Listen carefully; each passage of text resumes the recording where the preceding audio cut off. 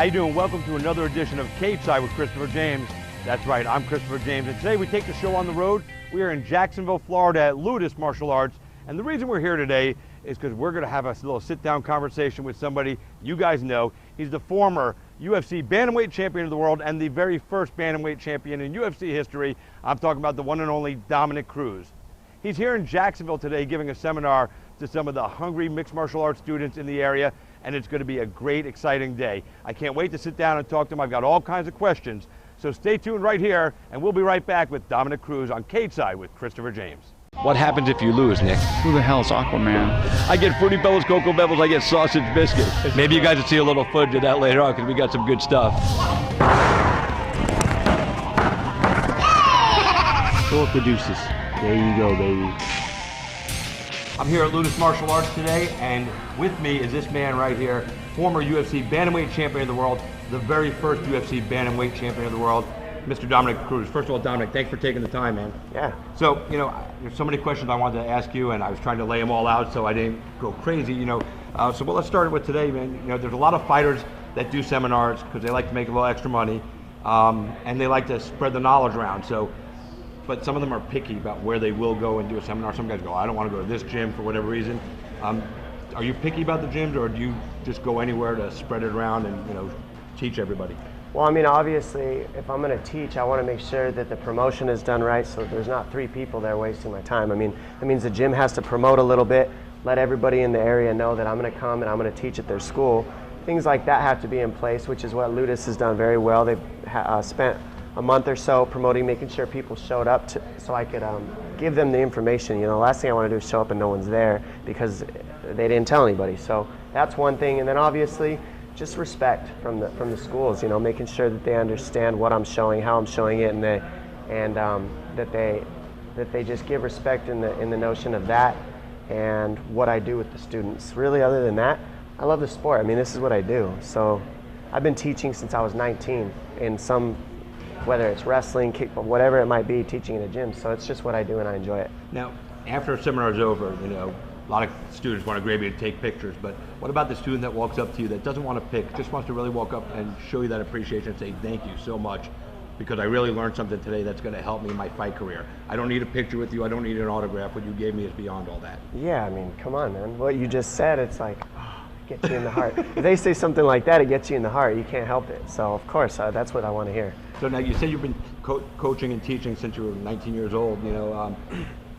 When your fight career is over, is that something you want to do to continue to teach and maybe you yourself train a future world champion? Would that be something? No question I'll train some world champions. You can't, MMA not just one, like you said, MMA can't get rid of me that easy, When I'm done, I'm still going to be there haunting it everywhere, so. That's awesome, Yeah.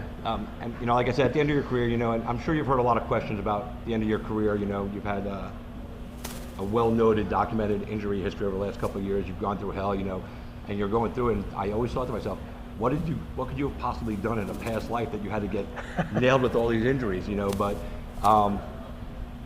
if fighting ended for you today, you've built a really great seat for yourself at the Fox analyst desk, and I love watching you do your thing on Fox. So is that something else you're also going to pursue after fighting is over, coaching, or maybe doing that full time? Yeah, I mean, the way I look at myself is I can do whatever I decide to put my focus into. So let's say I decided I wanted to open a movie theater. I would do it if I put my mind to it. People say I might be crazy for saying that, but I've already learned the type of mindset you have to have what you want by winning world titles with the mindset. So once I've done that, I know that it's just a matter of having the focus and actually wanting it bad enough and you can get it done. So I enjoy the sport, so there's no way I'm not going to be coaching, not going to be teaching, not going to be on Fox breaking down fights. I enjoy giving back to the sport. I mean, the sport's given me not only a career, but it's given me, a life after fighting. It's just everything fighting has done for me in the sport of mixed martial arts. I mean, I love giving back to it. Did you ever imagine that it would turn into something like that, a television career? You hope so. I mean, that's what you're doing this the whole time, coming up, sleeping in garages and on air mattresses. You're crossing your fingers like, I hope this works, because if it doesn't, I'm just gonna have a pimped out air mattress for the rest of my life. Talking about the Fox stuff that you do, like I said, I really enjoy watching you. I love your breakdown because when you break down a fight or a fighter, you talk to the people, and the people that don't know the sport get a better grasp of it because you don't talk to them in full martial arts mode. You try to talk to them like regular people, and I really appreciate it about you. So do a lot of other guys. But is there another sport you would cover that, another sport you love?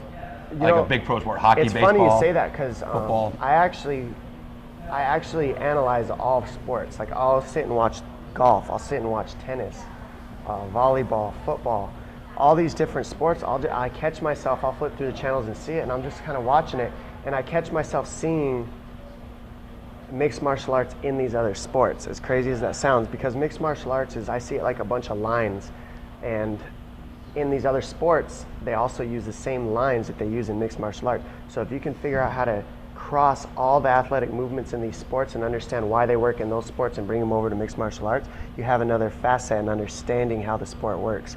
It might sound a little bit weird, but for me it makes sense. I love watching all those sports. I love sports in general. I played all those sports growing up: baseball, basketball, football. I was running all the time. I was hockey, field hockey, everything. I just tried everything.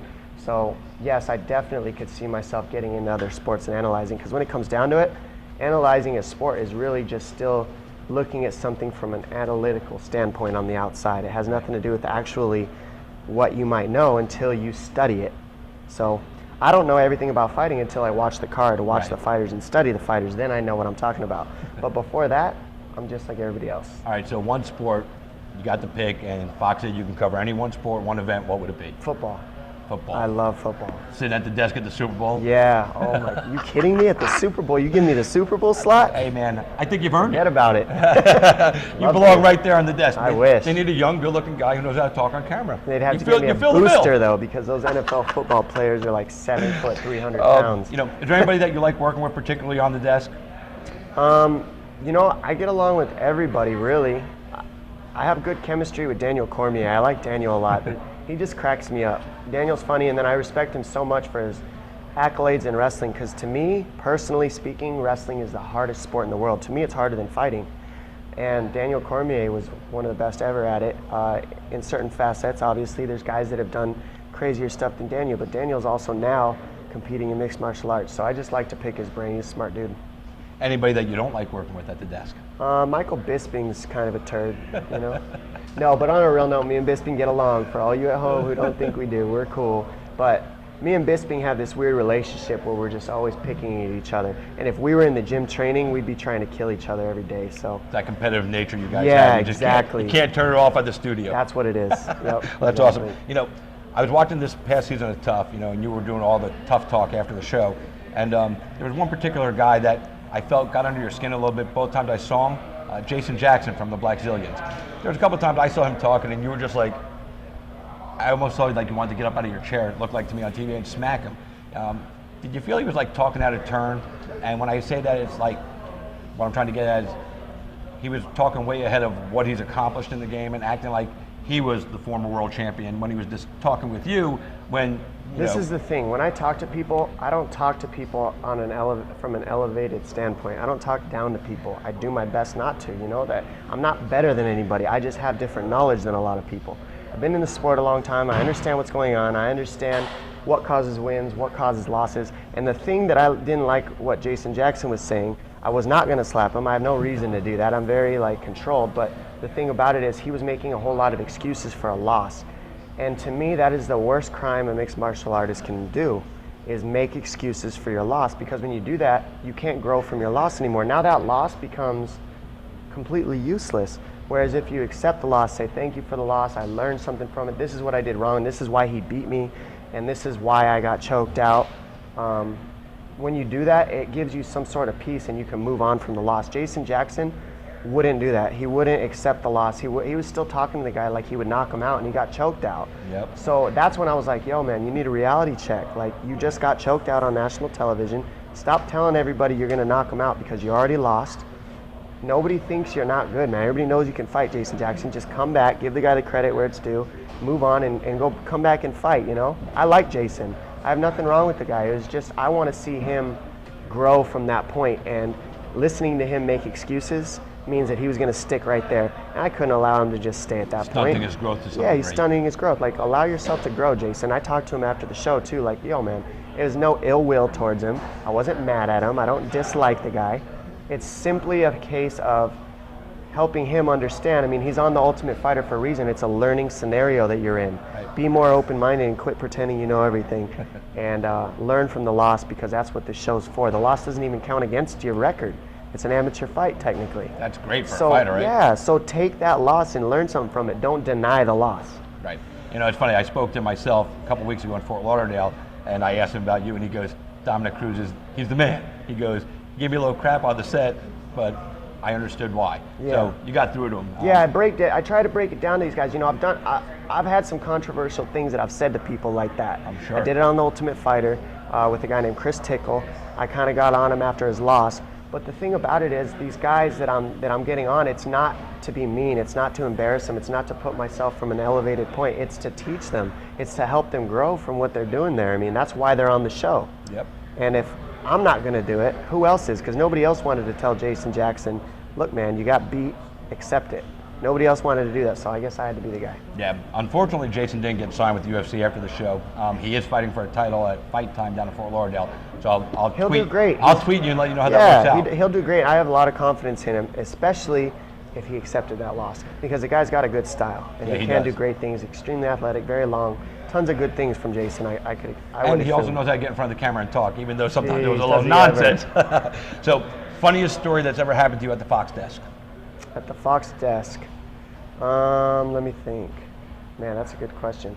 Well, one time, I remember Chael Sonnen. I was working with Chael Sonnen, and it was one of like the early in my career on Fox. I was just starting, and he was one of the first people I got to start with. And I'm glad I had Chael to start with, because he was technically my lead at that point, because I'd never done it, and he just really gave me a good facet on what I need to be doing. But he went to show a move, and he like bent over to do something, and his pants split right down the center, like just completely wide open. And he's like, oh, geez. And he ended up working the entire show with a huge hole in his pants, and nobody knew. It was just funny because like he shredded those pants and just wore them the whole day and didn't care. That's awesome. Did you get a picture for that for your social media? I do, actually. It's on my Instagram. It's funny Did you say that. you did put it out there? Oh yeah. And he's probably a good sport about it, you know. Oh, Chael's awesome. How you doing? Christopher James here at Ludus Martial Arts in Jacksonville, Florida, here to attend the Dominick Cruz seminar, and I wouldn't be able to do that if it wasn't for this guy right here, Coach Ludus. His name is on the wall, and he's right here next to me. Coach, man, first of all, thanks for having us here today. Pleasure's mine. I know we got to get inside, because inside that gym, Dominick Cruz is in there. Dominick Cruz. Dominick Cruz, former UFC and future UFC Bantamweight champion of the world. So, Coach, I'm going to let you go back inside, because I know you don't want to stand there and talk to me, because he's in there doing stuff and we're missing out right now. Absolutely. So, for my man, Coach Ludus, I am Christopher James, and we'll see you next time. A couple of questions I'm going to try to run through real quick, because I'm sure you've heard them and been asked by everybody. Your thoughts on Reebok? They're with the UFC. They're with the company that I work for. So what could I really say? All that matters is that I represent their brand with the UFC, and that's what I'm going to do. I have no ill will towards Happy with the Reebok. uniforms, how they look and everything? You're I good? haven't worn them yet. So what Sure. they're going to do is they're going to bring me in and show me my uniform, and I can make it. I'm going to get it custom made to an extent how I want. I'm going to get the shorts cut the way I like. I'm going to get, whatever I want, the type of fabric. So, Reebok, from what I've seen, has gone out of their way to try to make it comfortable for the athletes. They ask us what we want. Hopefully, it follows through with what we talk about. Right. Now, the one thing on the uniform I'll ask, and we'll move on. There's nothing else allowed on the uniform except Reebok and UFC. It's because they want competing, brands and everything on there. Do you think that maybe somewhere down the road that the UFC and Reebok would find it within themselves to let you guys put a gym patch on there from your gym? And do you think that's over the line, or do you think that's right in line of what you guys should be able to represent? I think as a business, the UFC is doing what they need to do for themselves. And if you're smart enough to understand the business world, you know that the business world is only about themselves. That's just how you make the business keep growing. So the UFC is very into themselves and building the business and making it grow. They're doing the right things to make that happen. And by not letting us use the platform that they've used to promote our gyms, our sponsors, I can't say that it's necessarily something that I like because I do a lot for them too. Absolutely. But it's their business and they can choose to run it how they want. And if anybody's going to say that the UFC doesn't know how to run a business, they're crazy. They haven't been paying attention to what the UFC Yeah, has done. I mean, you just got to let them lead and understand that, you know, you're not going to tell your dad what to do when you're growing up as a kid. And I'm not saying the UFC is my dad, but we're talking about somebody that's at an elevated platform of understanding business. And then there's me who understands business, but I'm one single unit. The UFC is huge. Right. You got to go with the flow of things. You got to understand that they've got a bigger scheme, a bigger mindset for the future than we do as individuals in the UFC that fight. Hopefully they think about us as they make these plans and move forward, which they have so far. So I can't really complain. That's awesome. Conor McGregor, burst on the scene. He's blowing things up. What do you think of him? I like Conor. I mean, he does what everybody's, you know, trying to do now. I mean, you see guys talking and talking now. And the thing about it is, what Conor showed is that it doesn't necessarily make it cocky because you believe in yourself. He's one of the few people that could get that out there and people resonate with it.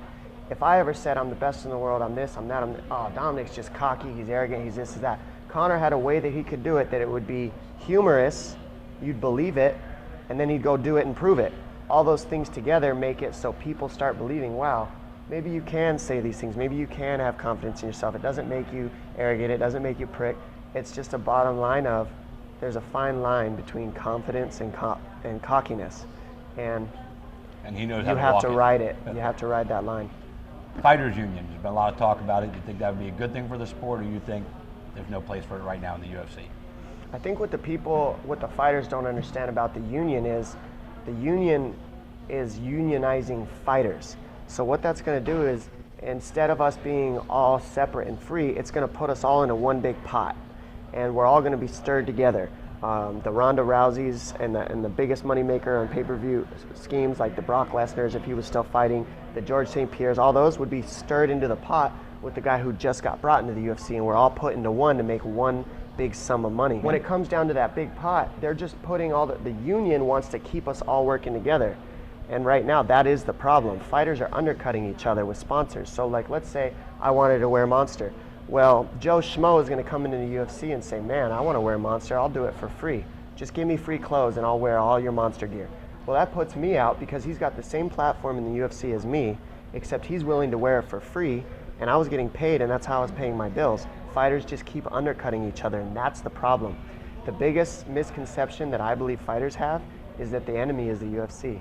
They're not the ones we're fighting. We're fighting each other. That's what they don't get. We're undercutting each other. We're low-blowing each other. The managers are jumping into things and trying to take over these fighters and be greedy and take their 20% and keep all the money for themselves. And it's just a mess. What the UFC's done is they put us all in uniforms, had us all roll as one, and it's taken those abilities from us to undercut each other and to fight each other, and it's kind of put us all under one umbrella. The union would do the same in a different way. I'm not sure that I agree with it. I like what the UFC's doing so far, and I'm just going to keep doing what the UFC wants. I mean, Doing what's best for Dominick. right, I got to worry about me. That's good. Now, this one, you know, when I first wrote this question, I thought it was going to be a quick answer, but it's really not. No more IV rehydration. And there's fighters all over. Jose Aldo said, I'm going to do it anyway. I don't care what you do to me. You're not going to take me off a fight card the night of the fight. A lot of people are looking at the weight cutting thing. You know, guys cutting weight from 190 pounds. They walk around trying to get down to 155. You know as well as I do, being a wrestler and being a fighter, weight cut is not the best thing for your body. So this move is being put in place, according to them, to force guys to maybe fight closer to their natural weight. Do you think that's the right thing for the sport, or do you think if you can do the 40-pound weight cut and get through and now have to orally hydrate, that you should still do that? I just don't understand why the commission thinks they need to do this for us. We choose to cut the weight ourselves. So we make the weight because we choose to. To me, cutting weight is an art form that pertains and adds to fighting. If you can't cut the weight and compete and fight, then you're not a professional and you shouldn't be a world champion ever. Right. If you can, then you deserve it. That's what separates us. I've never missed weight. Nope. I've never had a problem with it. And I have to suffer now because all these other idiots can't make weight. What do you It's walk silly. around at? Doesn't really matter. Guesstimate. 65, 70. And you make that cut. Like I said, you've never It's missed a about cut. discipline. These guys don't want to be disciplined and cut the weight right, so then they blame everybody else. The thing is, with the commission that I don't like, is they don't cut weight. Nope. They don't fight. They don't know what we're doing, why we cut weight, or why we fight at these weight classes, or why we do it in the first place. And they're gonna stop us from cutting the weight by taking away the only thing that makes us healthy after cutting the weight. To me, it's completely stupid. It's only gonna hurt the show and hurt the fighters, but the commission wants their money. And the way I see it is, if you start taking away IVs, people are gonna miss weight more, or they're gonna compete less at a lower weight is what's gonna happen. And I think it's just gonna mess things up, personally. But I don't know. Obviously, you'll comply with it because that's you what have they to. tell you. I mean, I don't like the rule that I can't go 130 miles an hour on the regular street either. I wish I could. But I'm going to listen to it, and I'm not going to argue and say, you don't know anything, I'm going to do it anyways. You can't do that. It doesn't work that way. Of course not. We're on camera. The way I see it with the weight cut thing is the commission is going to start finding people who use the IVs anyways. That's more money for them. Yep. And it's more rules creates more rules to break for fighters. The less rules you have, the less rules are to be broken. The more rules you make, the more money the commission makes because they make these rules when you break them. It's all about money, and the commission wants to make as much money off the fighters as they can. That's it. You know, that's an interesting perspective. Nobody else that I've spoken to about it broke it down like that, so I like that. You know, one of the guys I was going to talk about with cutting weight was Frankie Edgar. You know, historically, he walked, you know, when he was at 155, when he was fighting 155, he was walking at 160. He's fighting 145 now. He says he walks about 152, 153. Cardio for days, you know. But the bottom line of it is, you know, everybody isn't Frankie, you know, and he doesn't miss weight. You know, you're one of the guys I know doesn't miss weight. So, to just bottom line this, you think this rehydration thing is them putting their nose in where they don't belong? Definitely. They don't fight. They don't compete. You look at the commission when I'm up there on the scale, they barely know how to push the weight the right way. I had them pushing the weight heavier than 135, and I was standing there like, really? You're going the wrong way, guy. Like, they don't know anything about cutting weight. That's why they're commissioned. They don't fight. We know about cutting weight. We know why we do it, and we know how to compete after we do it. The ones that don't, and they miss weight, they're not on the top tier level of athletes like the ones that do. It's that easy. Yep. You know, and I brought up Frankie Edgar for a reason, because I always had these dream matchups in my head, and one of my dream matchups, and I don't care if it happens at 35, 45, or at 40, is you and Frankie Edgar. You guys both have a unique style. You got cardio for days. Your striking is so unique, and your footwork is amazing. And Frankie's just that guy, you know. Is that a fight that you've ever thought about, or now that I've brought it up, is it something you think about and say, just a matchup stylistically, it's got to be phenomenal? I mean, you think about matchups, all matchups in the UFC all the time as an athlete, because you want to fight the best guys in the world if that's what your goal is, to compete, which it is for me. I want to fight the best in the world. Frankie Edgar's proven he's easily one of the best on earth. So, of course, it's a fight I've thought about. Of course, I've thought about a million fights, though. You know, I've thought about knocking out Mike Bisping several times, but it doesn't mean it's ever going to happen in the near future. But I don't think he'd make the weight cut down. Bisping don't want none anyway. He wouldn't make it because he don't want to fight me. But the point is, the whole thing is like, it's just hit and miss, man. Yep. All right, Uriah Faber. You guys have unfinished business. You guys were supposed to fight after the Ultimate Fighter. The injury happened, and you know Uriah's kind of done his own thing. He fought Frankie. Frankie beat him. Of course. Yeah, I expected that too. Is Uriah Faber something you have to do again in your career? No, I don't have to do anything. Look, the things that I've done in the career, I've done. I've already won 2 world titles. I've done a lot of 4 world titles technically if you count WEC, and that's not the other ones that I don't count. But I've done a lot, and I've been out 4 years. I'm doing this sport because I enjoy competing. I'm doing this for myself. I'm not doing this for anything else. So the Faber fight would happen because I want it to happen. And me and him don't like each other. It's not a question. But where he's standing in the rankings, that fight doesn't work out for me right now. I'd rather fight, you know, his son, TJ Dillashaw. I love it. All right, you know, you're the first bantamweight champion in the UFC. You know, you didn't lose, but obviously your belt is gone. You were injured for, you know, a long time, so the UFC stripped you. Do you think they did the right thing You know, they gave you probably more time than they've given anybody else to try to get back. Do you think it was the right thing for them to do, like you said earlier, what was best for business? Yeah. No animosity. Absolutely. Why would I have animosity? They're doing their business. They're handling business. That's what the phrase is. You can't take it personal. And to be honest, I'm still not sad about it. I lived that, man. You know, I already been through that. So here I am getting ready to fight again. What really changed? The division hasn't changed. Dillashaw has been fighting the last 4 years, and he's still asking to fight me because he needs me. He has nobody else in the division. You know, when I was fighting in 135 pounds, my focus was cleaning out the division. He's trying to call out McGregor. He's trying to call out all these other people because he's not focused on what matters. He's focused on making money and finding the big money fights. He hasn't faced anybody with any kind of legitimacy. So he needs a fight with me. So you don't think him beating Henan Barao twice legitimate? What does that do? Henan didn't even have the real title. I would have smoked Henan. And I had the belt. So that being said, what does that even mean? Like, you beat a number 2 guy that had the interim belt, and every other guy that you faced in the top 5 you've lost to. There you go. You know, you came back, you know, after being off for such a long time. You came back and you fought Takeya Mizugaki, and you knocked him out in the first round. You know, everybody was worried about you having ring rust. I didn't see any. Did you feel any? No, I said that doesn't exist. I've told everybody, ring rust does not exist. It's not real. It's a figment of all your imaginations as an excuse for why you lost. It's not real. You can take it away by training and giving yourself the time needed before you come back. The reason why ring rust happens, in my opinion, is the fighters allow the promotion to push them to fight sooner than they should have. You need to give yourself time to heal. You need to give yourself time to be sharp and get back to full form so you don't go out there and get beat down because you're not ready. Ring rust is a fact of just not being ready and returning a little bit too soon. You weren't prepared for the fight. I'm going to be prepared for the fight when I get in there. You know, so what you just said just brought up the situation with Cain Velasquez. He went to Mexico, lost his fight. You know, now his coaches are coming out and say, oh, well, you know, it's our fault, it's his fault. He had almost 2 years to train for that fight. Did he? No, I don't think he did. That's where everybody's messed up. When you're injured, you're not training for the fight for 2 years. True, you're rehabbing. You're only training for the fight. And then once you rehab, he was probably rehabbing a year and like 9 months, and then had 3 months to train for the fight after being injured for a year and a half. Do you get my point? Yeah, well, according to his coach said they started training for that fight 7 months before it happened.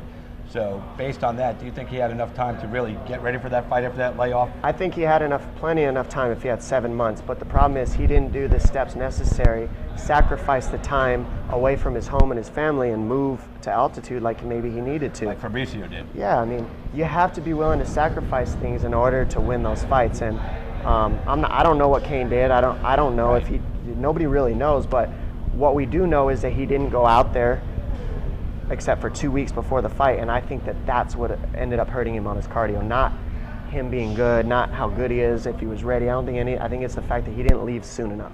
Right. Now, I talked to you earlier before we started the interview, and you said you don't really have a date, but are you still targeting before the end of this year? You know, I'm talking to my coaches, I'm talking to my therapists right now, Gavin McMillan, Eric Del Fiero, all these guys that I have working with me to keep me healthy and get me back in there. And I'm listening to them. I mean, like I said, of course I'd like to be back last year. I don't make money unless I fight, really, like not the kind of money I want to make, you know? So me fighting is how I'll get the money that I need to survive. I'm a prize fighter. So of course I want to get in there, but I'm being patient so I don't go in there hurt with what everybody's calling ring rust. I'm going to be ready when I fight, and it's a matter of just giving myself the time that I need. I'm doing this for myself. I'm not doing this for anybody else other than me. I've already lived a pretty crazy career in my opinion, and my resume speaks for itself on who I've beaten and how I've done it. I'm not saying that I'm done. I love to compete, but the point is, I don't need this. I enjoy doing it, and I do it because I like to fight. That's awesome. It's just a piece of my life. It's not my life. All right, so your next fight, if everything goes according to plan, you know, Dana White said out in public, and I'm sure you've had more conversations than I ever will with him, but everybody's saying it's going to be you and TJ, and your next fight will be a title shot. Is that what the understanding is? Dana's let you know that when you're ready? Yeah, I mean, I really talk to Lorenzo more than anybody probably. Lorenzo's pretty cool. I mean, Dana I talk to, but usually just when something hits the fan, something bad happens, you call Dana like, yo man, what are we gonna do here? And he gets going and gets to work on it, you know. But Lorenzo gives me a call and he's like, yo, how you doing? When are you ready? Let's make this fight happen. He's on me. Let's make this fight happen. Let's make this fight happen. I want to make it happen, but again, like I haven't started kicking or wrestling yet, and I haven't done that in a while. When I start those two things, I'll have a better understanding of when I'll be back. And I'm right there. I get cleared by the doctor to start doing that the beginning of September. So that's when I start that train, right? So I begin to start that portion of my training. And once I do that for a while, it'll be much easier to name a date. All right, now TJ, you know, I was getting ready, I was planning to do this interview, and you know, TJ gave me some Twitter gold, you know, and there it is right there. You guys can see it straight from Twitter. And I'm going to quote him. He said, let's go at the Dominator, heal that chicken leg up so I can kick your ass already. Let's sign a contract for UFC New Year's card. The best never rest. Your response was classic to TJ. I'll be back in plenty of time to school you, silly dilly. Don't you worry. I may just send John Dodson back up to take care of my light work. First of all, I love the silly dilly. That's just funny. You know, everybody talks foul mouth, and you just kind of took a little shot Well, you know, there. that's the thing. People are like, that's all you got, Dom? Silly dilly. Like, come on, man. I'm trying to appeal to everybody. I can't just say a bunch of F words. Drop an F-bomb, yeah, an S-bomb, like, you know, there's give me kids a out break there, here. you know? Let's see you try to say something crazy, you know? It's hard. But do what you can. He is silly, though. That's what made me think of that. He's silly. He's talking silly stuff. Does it bother you that he comes down and makes a comment about your chicken leg? You know, I mean, you can't help when you get injured, you know, and you know, he's had injuries before. Does that bother you when people take a shot at that? No, I mean, it's not original. I've heard definitely not original. I've heard it for 4 years. You kidding me? So I've heard all the knee jokes, leg jokes you could possibly hear, you know? So I don't really, none of it's real. I know what I'm capable of, and I know that I've been out for how long, and everybody's saying that all these things are going to be a factor, me being out, me being injured, my legs are made of paper, all this, but why is TJ still needing to call me out while he's been fighting for the past 4 years? I've done more for the 135-pound division out on the sidelines for 4 years than he's done the entire time competing. And as a champion. He's not a champion, that's why. Everybody knows it. All right. If you can't get back this year, there's one card that's going to be coming up next year. You know, we're at UFC 194, 195, UFC 200. Going to be epic later, you know, middle of the year. They're saying next year, probably around July. If you can't make it back at the end of this year, you know, and you need some more time, would that be a card that you'd be interested in being on? You know, I'm sure you're one of the guys that gets pay-per-view points and everything. So that card is going to be epic, from what I'm being told. You know, rumors are, you know, if everything goes the way they will, it's going to be the best card ever. Would you like to co-main that one? The New Year's card? No. 200 is going to be in the middle of the year, UFC 200. Oh, you're talking about the one, isn't that the one that Rousey's headlining? No, she's headlining in Australia, 194, So I don't, 195. To be honest, man, like looking at fight cards and dates, I don't do none of that. I train to get myself healthy, and that will take care of itself. At the end of every review, I like to do something I call 5 questions with Christopher James. Not all MMA, some of them are a little silly, some are a little crazy. You ready? Yep. All right. What song do you know verbatim that if your friends heard you singing it, they would ask you to turn in your man card? Show Me Love. Robin S? I think it's, You yeah, got the Robin. show. Yeah, I really like it. Don't judge me. What food totally tempts you the most during weight cut, getting ready for a fight? Cereal. Any particular? I just love I just love cereal. It's just, I'm like disgusted with myself with how much cereal I'll eat. Wow, I love cereal. Any too, so- cereal, like Fruity Pebbles, Captain Crunch, Cocoa Puffs. Lucky Charms? Oh. Lucky Yes, Charms? Lucky I love Charms, Smacks, name it. Cinnamon Toast Crunch, Golden Grams. Rousey versus, I think we just lost the interview. We should do a commercial for cereal though. Oh, man. Rousey versus Cyborg. Rousey's just got too much technique, you know. The way Cyborg is, she's got the tools, she can strike, but the thing is, Cyborg is pure muscle, and Ronda is technique. I think that technique always beats power, in my opinion. Nice. Nicest thing a fan has ever done for you or given to you? I saw this one guy came to the Fan Expo this year, actually, and he asked me to sign his ribs with a Sharpie, and I was like, yeah, okay, you know, sure. Signed his ribs, he left. Oh, high five, cool guy, yeah. And then he comes back, waits in line, comes back the next day and shows me he got the signature tattooed on his ribs. Your signature, the my autograph? signature, the autograph tattooed on his ribs. I didn't really know what to say. That's wow. That's The good what thing- I said. You know, the good thing is he's not a collector trying to sell it, because that's with him for life. So. But tip my hat to you, sir. All right, a movie that would make you cry anytime you watch it. I know, Titanic. I don't know why. It's like, Jack. And he's like sinking in the ice water. I'm like, oh, it gets me every time, man.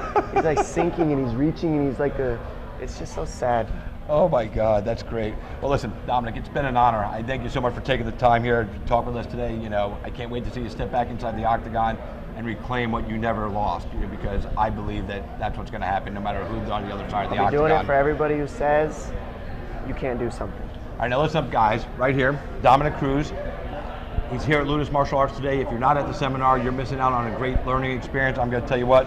If you want to keep up with Dominick, follow him on Twitter at The Dominator. That's DOMIN, 8TR. Also follow him on Facebook at Dominick Cruz. Just look for the blue check mark to make sure it's really him. There's a lot of fakies. There's a lot of fake. I saw 12 different Dominick Cruz pages last week. All with great pictures of you, but the only one with the blue check mark. You can always follow me, Chris James MMA on Twitter, or Christopher James Cage Side on Facebook. I'd like to thank everybody for here at Ludus Martial Arts for hosting us and having Dominick come into town.